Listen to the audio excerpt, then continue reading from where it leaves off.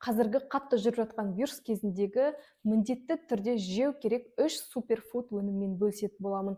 Ең алдымен менің парақшама тіркеліп кетіңіз. Менің парақшамда қантсыз, глютенсіз тегін рецепт өте пайдалы ақпараттар бар. Және дәл осы видеоны жақындарыңызбен бөлісуді ұмытпаңыз. Ең бірінші ол сүйек сорпасы.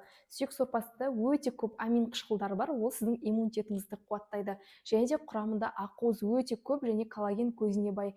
Біз қатты вируспен ауырған кезде ағзамызда қатты анемия болады және ақуыз тапшылығы болады. Сол үшін міндетті түрде костный болиоты ішу керек. Балаларыңызға міндетті түрде беру қажет. Екінші, бауырдан жасалынған паштет. Паштеттің құрамында өте көп темір бар, Б тобындағы дәрумендер бар.